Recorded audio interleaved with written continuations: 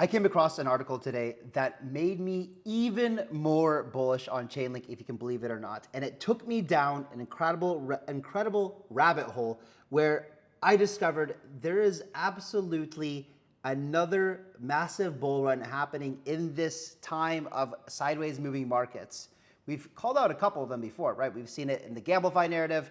But today we're going to talk and go down a little bit of a rabbit hole about real world assets and why Chainlink is the best bet to get maximum exposure for this upcoming crypto bubble bull run exclusively around real world assets. Guys, if that sounds good to you, make sure you like this video, subscribe to the channel if you're not already. My name is Chasse.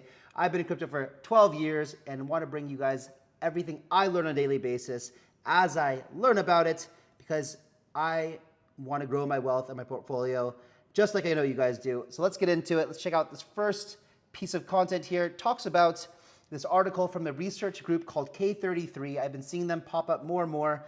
Really quality research. Let's dig into this a little bit. And then we're going to go and talk about real world assets. And I'm going to show you guys some stuff that's going to blow your mind. So Chainlink is the safest bet to profit from real world assets tokenization trend, K33 Research. Chainlink has positioned itself as a key piece of infrastructure to connect blockchains with the outside world and should profit from crypto's real-world asset narrative.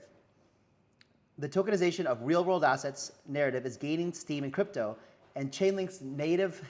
If you guys know Rupert, he's in there. He's protesting because it's 11:20 at night and we haven't got to hang out yet. So anyway, and Chainlink's native token Link might be the safest bet for investors who seek to profit from the hype, research firm K33 said in a Wednesday report.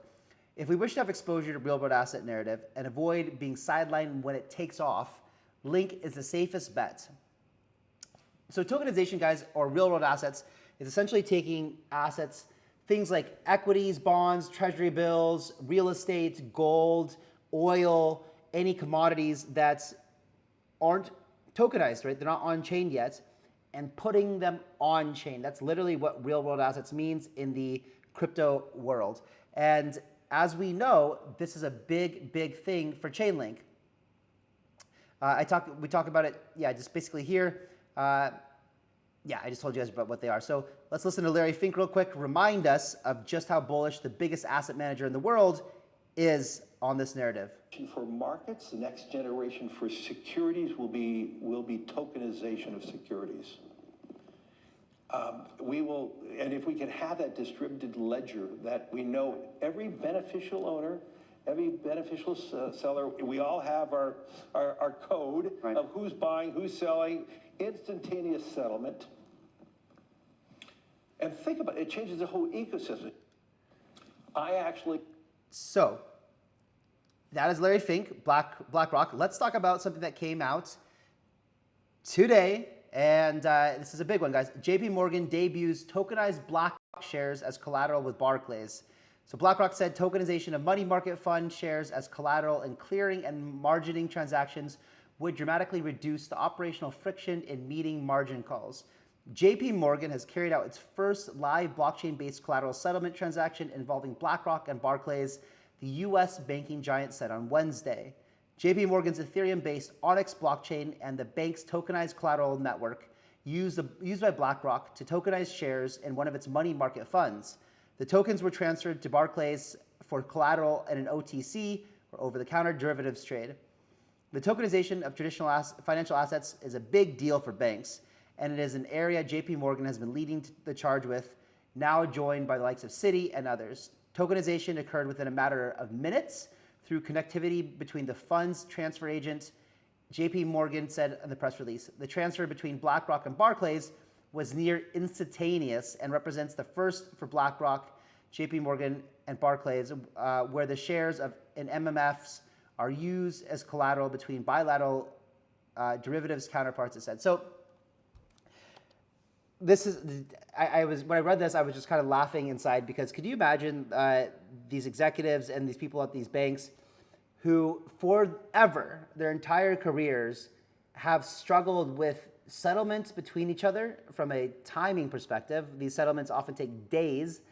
And the idea of having the ability to create shares in a liquid market that can be transferred and dividend out and fractionalized in minutes, like it said here, and then from there, for them to be able to transfer those shares that were just created in minutes to another bank nearly instantaneously. And this is the first time that they've done it. Can you imagine the different, they're just like, wow, that was quick. That was easy. I mean, imagine the light bulbs that were going off in their head when they finally realized just how effective blockchain is.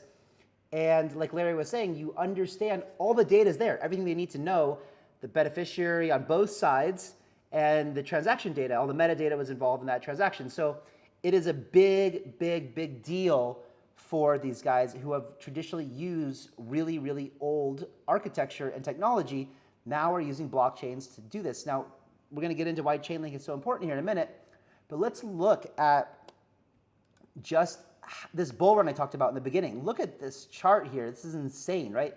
You would expect, this looks like the 2017 crypto run or 2021. Look, this is the real world assets category on DeFi Llama and TVL. You could see that if we go to the timeline here, oh, there's nothing before, right? $0. You had some money come in 2021, almost nothing. But if you look at the timeline here from 2022, essentially, but really, if you look at the beginning of the year, there was 125 million, but now there's over 2 billion, guys. There's a $2.5 billion. This has been happening in the bear market. And so, and this is peanuts, right? $2.5 billion compared to what I'm about to show you here. This report was done by Boston Consulting Group, and you can see here that they say that tokenization of global illiquid assets estimated to be a $16 trillion business opportunity by 2030. And that is their highly conservative forecast, guys, highly conservative. You can see that their more bullish scenario is $68 trillion by 2030. Just going to 16 trillion from this 2.5 billion that we're currently at, that's an 8,000x growth in the next 6 years. Massive. So if you want, so what this K33 Research Report was saying, if you want exposure to this real world asset narrative, Chainlink is a place to be. Why? Let me tell you. And if you haven't seen my video on my last two videos on Chainlink, guys, I suggest you go check it out. This is the one, yeah, check this out. This is another reason why. Chainlink God is a really great resource for all things Chainlink. Suggest that you go follow him. When people think about tokenized assets, they think of the trillions of dollars worth of assets in the global financial system that can be converted into on-chain format. But what many people don't realize is that tokenization will grow the financial sector exponentially thanks to the creation of deeply liquid and global markets for previously illiquid assets. Not to mention increased access to global investor pool of capital, including people who have historically not had access to financial services, billions of people.